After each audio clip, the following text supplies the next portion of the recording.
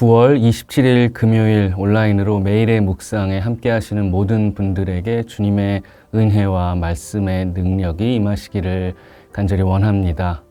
오늘은 사무엘하 15장 1절의 말씀을 중심으로 아버지와 아들이라는 제목을 가지고 함께 묵상을 나누기를 원하는데요.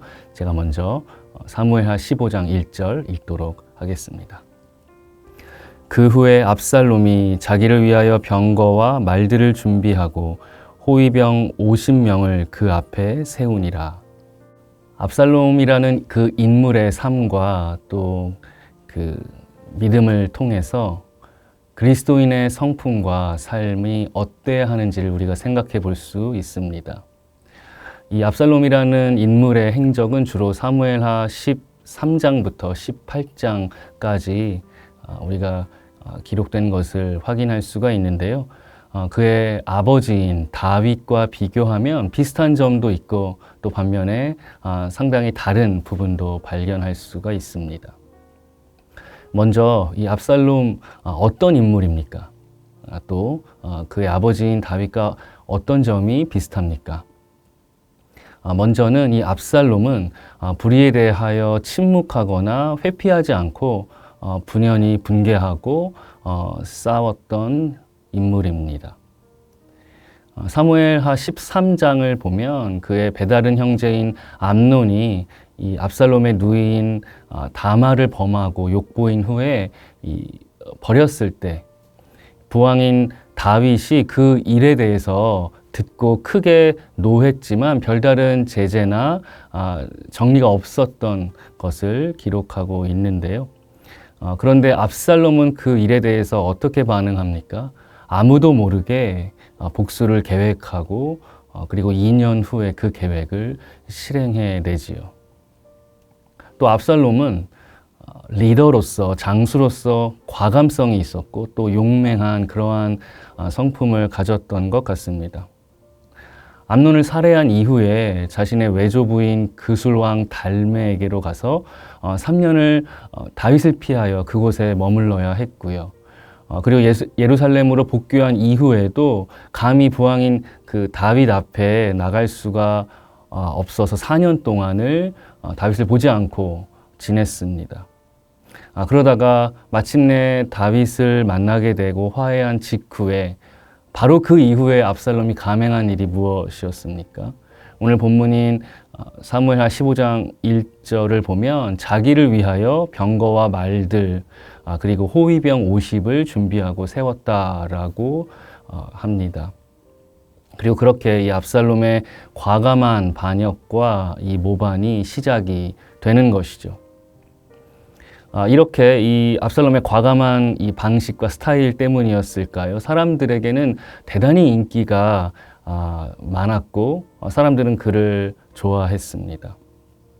사무엘하 15장 6절을 보시면 이스라엘 사람의 마음을 압살롬이 훔치니라고 기록하고 있고요. 그리고 이어지는 13절에서 다윗의 신하는 그에게 이스라엘의 인심이 다 압살롬에게로 돌아갔나이다 라고 우려 섞인 보고를 하지요.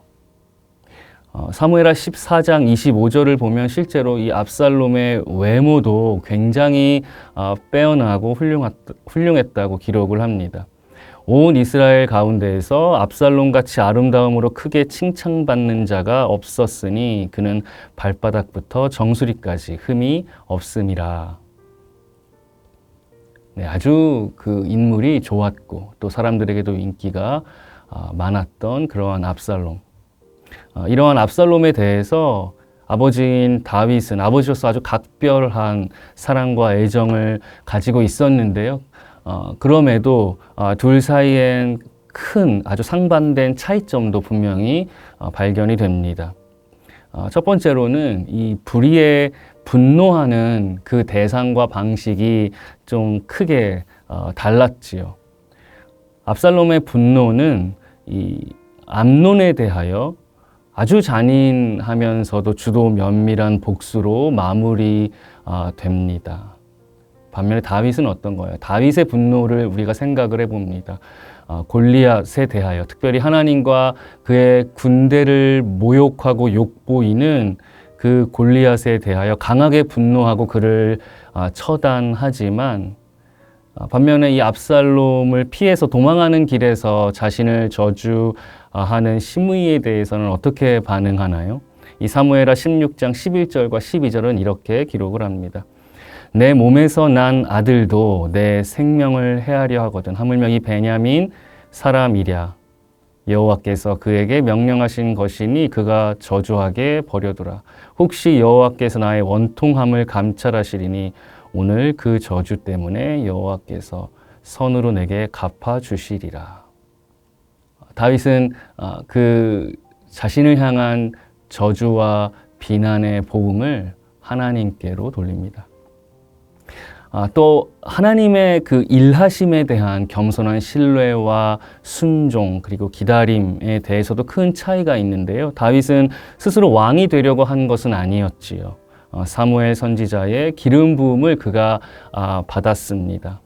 그리고 또 사울에게 쫓기면서 굴 속에서 이 사울을 제거할 절호의 기회가 주어졌을 때 그가 어떻게 반응합니까?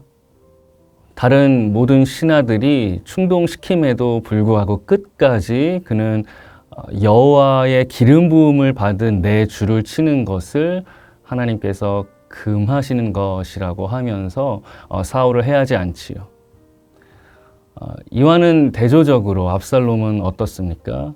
그에게 중요한 것은 하나님보다 이전에 먼저 자기의 감정이었고 자기의 계획과 자신을 향한 영광이었습니다.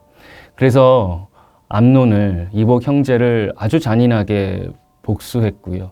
그리고 자기를 위해서 병거와 말들과 호위병들을 세웠지요. 그리고 지체 없이 부왕 다윗에 대한 이 반역과 쿠데타를 일으킵니다. 이 압살롬에게 우선이 되었던 것, 그에게 가장 중요한 것은 자기 자신이었고요. 반면에 부왕 다윗에게 있어서 가장 중요한 인생의 첫째 되는 것은 바로 하나님이었지요. 결국에 이 압살롬의 이러한 하나님을 떠난 자기 중심적인 성격과 방식은 이 쿠데타의 마지막 순간에 압살롬으로 하여금 아주 어리석은 선택을 하게 만듭니다. 아히도벨의 계획이 아니라 후세의 계략을 선택함으로써 그의 모반은 결국에 실패로 끝나게 되어버리는데요. 하지만 그러한 아들을 향하여 다윗은 끝까지 사랑을 주었고 안타까워했으며 그를 위하여 눈물을 흘렸다고 성경은 기록하고 있습니다. 이 압살롬의 이야기가 우리에게 주는 교훈은 무엇인가요? 그의 아버지와 비교를 한다면 이 압살롬은 정의롭고 용맹스러웠지만 그 안에 사랑과 주님을 닮은 긍휼은 없었습니다. 그의 도모하는 일이나 이 선택에 있어서의 중심은 언제나 하나님이 아니라 자기 자신이었고요. 그리고 당연히 하나님 앞에서 취해야 할 겸손한 믿음, 신뢰와 기다림의 모습도 그에게서는 볼 수가 없었습니다. 결국 자신의 계획과 힘만을 의지했던 이 압살롬의 인생은 비극으로 마칠 수밖에 없었는데요. 그런 점에서 그의 아버지인 이 다윗의 신앙과 삶의 방식은 그 압살롬, 그 아들과 상당히 대조를 이루면서 우리에게 큰 교훈을 줍니다. 비록 다윗도 그 인생을 우리가 살펴볼 때 수많은 실패와 실수를 하고 겪지요. 하지만 하나님을 닮은 사랑과 긍휼이 그의 안에 있었습니다. 그리고 항상 하나님이 그의 모든 선택과 발걸음의 중심이 되셨고요. 그리고 주님 앞에서 언제나 겸손한 마음으로 신뢰하는 믿음을 잃지 않았던 다윗이 아니었습니까? 바라기는 저와 여러분의 삶과 신앙이 압살롬이 아니라 다윗을 닮기를 원합니다. 아무리 나에게 그리고 우리에게 충분하고 탁월한 실력과 힘과 인기가 있다고 하더라도 하나님을 나보다 더 우선하여 그분을 중심에 모시고 주님의 사랑과 긍휼을 잊지 않고 주님 앞에서 언제나 겸손하게 기다리면서 순종하는 믿음이 저와 여러분에게 있기를 주님의 이름으로 축원합니다. 사랑의 주님, 언제나 주님의 사랑과 긍휼을 기억하고 실천하게 하옵소서. 나 자신의 힘과 계획을 의지하지 말고 모든 일 가운데 섭리하시고 선한 길로 이끄시는 주님만을 바라며 겸손하게 신뢰하는 믿음을 더하여 주옵소서. 그리하여 애써 도모하는 모든 일들을 통해 오직 주님만 영광 받으시기를 원합니다. 예수 그리스도의 이름으로 기도하옵나이다.